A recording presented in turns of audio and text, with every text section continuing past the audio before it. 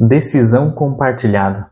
Como que a gente consegue fazer isso, né? Tomar essa decisão em conjunto com o paciente, com a família, sem sobrecarregar eles, sem sair da nossa responsabilidade? Como que a gente pode fazer isso de uma maneira que seja leve, que não pese para nenhum dos lados, mas que de fato seja compartilhada, que não seja paternalizada, não seja imposta, agressiva, não é mesmo? Quando a gente lida com a área da saúde como um todo, né? Quando a gente conversa e pensa e reflete sobre todo esse raciocínio clínico envolvido na área da saúde, ele pode ser um pouco desafiador.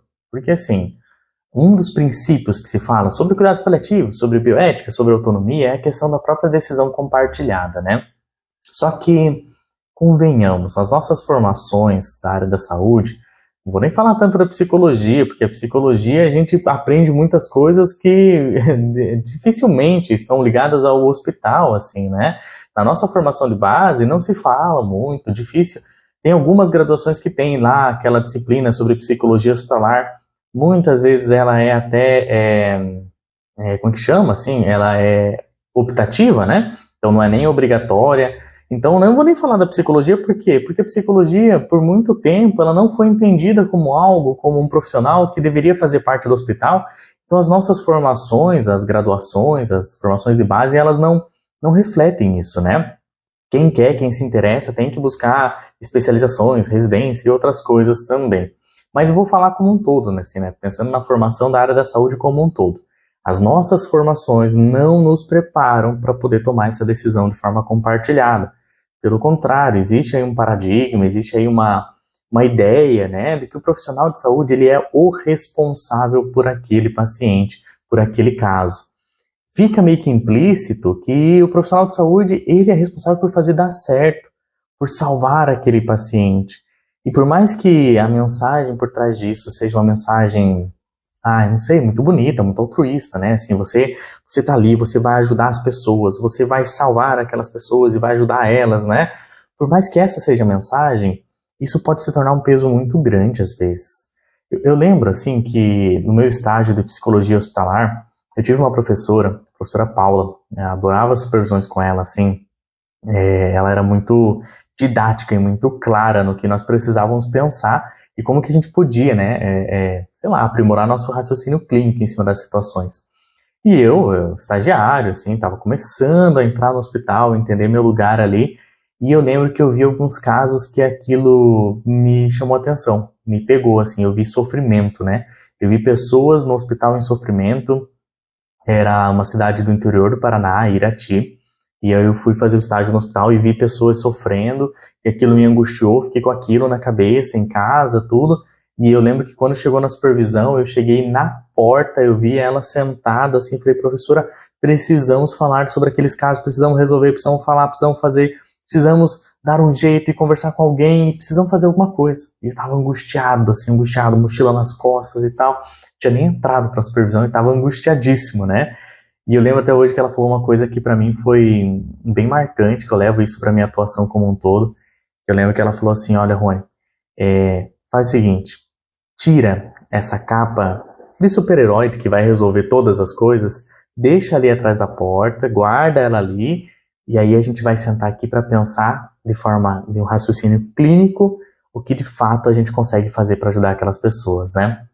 Essa onipotência, e como eu falei, a formação de psicologia nem se enquadra tanto nisso, porque a gente ainda tem uma formação que, como eu disse para você, talvez nem é tão pensado dentro do hospital, mas jogando aí para a formação médica, enfermagem, fisioterapia, nutrição, essas formações na área da saúde muitas vezes colocam essa responsabilidade, você vai fazer dar certo.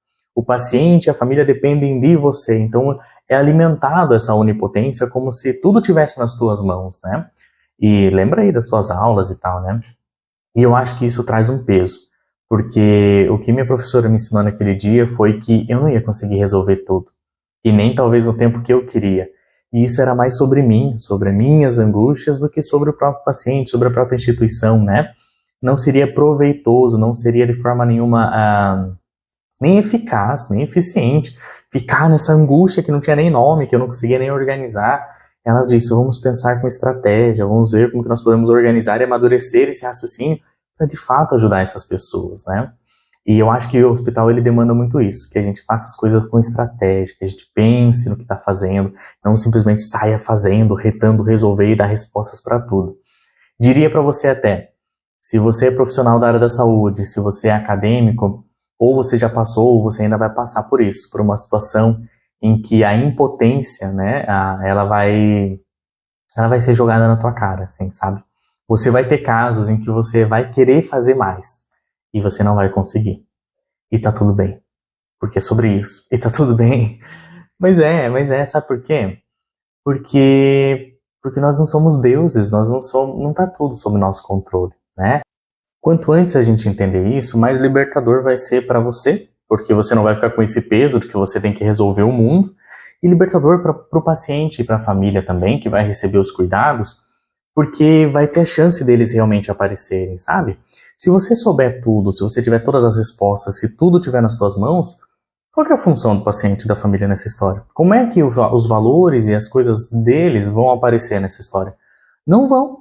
Simplesmente não vão aparecer, né? Eu acho que essa é uma coisa para a gente pensar aí, assim, quando a gente fala sobre essa decisão compartilhada. Se você souber tudo, não vai ter espaço para surgir, para vir a biografia e os valores do teu paciente, para você aprender com ele, né? Aprender na relação, que eu digo assim, sabe? Abra espaço para você poder guardar a tua capa de super-herói na mochila, atrás da porta, como eu falei. Guarda aí todos os teus conhecimentos, põe lá, porque você pode conhecer muito sobre cuidados paliativos. Você pode conhecer muito sobre a tua especialidade, sobre o teu trabalho, mas você não sabe nada sobre aquela pessoa que você está acabando de conhecer. Se abra para esse encontro e para essa imprevisibilidade desse encontro. Existe uma novidade em cada encontro que a gente tem com cada família e cada paciente. Você sabe muito sobre morte, mas você não sabe nada sobre a morte da dona Ana, que é esposa, que é mãe, que é filha, que é irmã daquela história. Ela nunca morreu, aquela pessoa nunca morreu, é a primeira vez. Então você não sabe como que é a morte dela. E você precisa estar aberto para aprender com ela, né? Aprender com ela que eu digo, não que os pacientes sejam, sei lá, uma escola pra gente, um zoológico, não é isso. Você não tá ali para ficar observando e aprendendo e tirando coisas. Mas eu digo aprendendo sobre a vida daquela pessoa. Você é o mais, assim, expert na tua própria história, na tua própria vida, nos seus valores. Você é a melhor pessoa para me ensinar, eu, Rony, quando eu vou te atender, você é a melhor pessoa para me ensinar sobre você.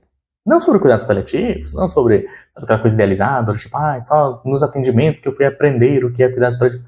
Não é isso. Mas você vai aprender sobre aquela vida, sobre aquela história, sobre como ela gostaria de ser cuidada. Sempre gosto de frisar isso, né? Aquela frase, né? Você já deve ter ouvido isso em algum momento, assim. Cuidar do outro como você gostaria de ser cuidado. Faça para as pessoas aquilo que você gostaria que fizessem para você. E temerário. Temerário que eu digo assim, preocupante, né? Preocupante porque nós não somos a referência. É cuidar do outro como o outro gostaria de ser cuidado, né? E não nós, né? Ele que tem que ser a referência, e não só porque você valoriza aquilo, aí você vai ouvir, aí você vai decidir por aquela situação. Não, né? É aquele paciente, aquela família que vai dar o direcionamento. Então, quando a gente fala de decisão compartilhada, de integrar esses valores, a gente está falando disso. De dar a oportunidade para que aquela história surja, para que aquela subjetividade, para que aquela pessoa, aquela existência apareça na condução clínica, né? Porque se for só um protocolo, se for só um passo a passo, um checklist que você tem que cumprir, vai ficar pobre demais essa decisão, você concorda comigo? Porque deve ficar técnica. E aí, sei lá, não importa quem está ali na tua frente. Não importa. Pode ser João, pode ser Cláudio. Eu aprendi que é assim. Paciente XYZ está em cuidados paliativos, nós agimos dessa forma. E a gente sempre fala, cuidados paliativos, eles não são cuidados protocolares. São cuidados que são baseados em princípios, né? Temos protocolos? Temos protocolos. Temos coisas que precisam ser cuidadas. Mas mesmo os nossos protocolos em cuidados paliativos, eles precisam ser flexíveis para deixar aparecer a biografia da pessoa, né? Então, mesmo os protocolos, eles não podem ser fechadinhos, eles não podem ser rígidos nesse sentido, né? Eles não podem ser fechados, eles não podem ser, sei lá, assim, de uma maneira que não seja eles não podem ser rígidos a ponto de não deixar aparecer a subjetividade da pessoa que está sendo cuidada em si, né? Então, uma decisão clínica, quando a gente fala sobre isso, ela considera, sim, a parte da ciência, logicamente, né? Precisa ser uma decisão embasada cientificamente, mas ela também precisa ser uma decisão embasada nos valores da pessoa que está sendo cuidada, né? E como fazer isso? É um desafio, muitas vezes. Antes de trabalhar nos cuidados paliativos, deixa eu só contar uma história para você. Eu trabalhei na UTI, né? Eu fiz o estágio na residência e depois, logo que eu fui contratado no hospital, eu fui contratado primeiro na UTI do hospital. E não foi uma, nem duas, nem três, foram várias vezes em que eu acompanhei o informe médico, acompanhei a conversa com a família, em que a gente estava naquela salinha mais reservada, trazia a família para falar sobre o caso, e várias vezes eu ouvi a equipe dizendo assim, olha, sabe o teu familiar, sabe o teu pai, tua mãe, tá grave. A situação tá grave, o câncer avançou e alguma coisa complicou. E agora é um momento importante, a gente precisa tomar algumas decisões. Eu quero saber, assim, se ele parar, se tiver uma parada cardíaca, se ele parar de respirar, se tiver falta de ar, você quer que entube? Você quer que reanime? Você quer que faça tudo? Qual você acha que é a resposta da pessoa? Ela tá ouvindo que o pai dela que ela ama, a mãe dela que ela ama, aquele familiar que ela ama demais, tem alguém te perguntando assim, sabe essa pessoa que você ama pra caramba, ela tá prestes a morrer. Você quer que eu tente salvar ela? Qual você acha que é a resposta da pessoa? Na grande maioria das vezes, assim, não consigo falar em porcentagem, mas a grande maioria das vezes, a família disse sim, faça tudo. Pelo amor de Deus, é minha mãe, faça tudo o que você tem que fazer. E aí eu vi a equipe voltando da conversa e falando, caramba, né, poxa vida, nem tinha indicação, olha só, isso vai ser de eutanásia, mas vai ter que fazer, a família quer que faça, ai que difícil, e vai lá e coloca no prontuário, família pediu para reanimar, para entubar, né? Isso não é decisão compartilhada, isso é uma terceirização, isso nos desresponsabiliza, né, dessa decisão, que ela é uma decisão técnica nesse sentido. Uma decisão compartilhada que leva em consideração os valores do paciente e da família não abre mão, não exclui de uma avaliação técnica que vem anterior. Você, enquanto equipe de saúde, você não oferece para a família uma opção que não seja indicada. A família, lembre disso, a família não tem a formação que você tem. A família não conhece medicina, não conhece cuidados paliativos, não conhece o câncer, não conhece. Então, a decisão precisa primeiro passar por um crivo técnico. A equipe avalia o caso, revê o histórico, toda aquela parte da avaliação que a equipe tem que fazer, e visto que aquele caso está refratário, a doença avançou, a gravidade, as chances de recuperação são mínimas, não há indicação de fazer medidas invasivas, não há indicação de falar sobre reanimação, não há indicação de entubar esse paciente. Então você não vai oferecer isso como uma opção, como se você estivesse levando a família para o mercado e dizendo, olha essa prateleira aqui, e aí, o que você quer levar daqui? O que você gostaria que fosse feito? Não é assim. Eu vou chegar para a família, enquanto equipe, e dizer, olha, esse paciente está grave, XYZ, assim, assim, assim, assim, e não há indicação de entubar. Nós não vamos reanimar esse paciente, porque não tem indicação, certo? E aí, visto isso, que nós não vamos fazer medidas invasivas, todo o cenário que nos resta para além dele, para além dessas medidas invasivas, e aí, como que você gostaria?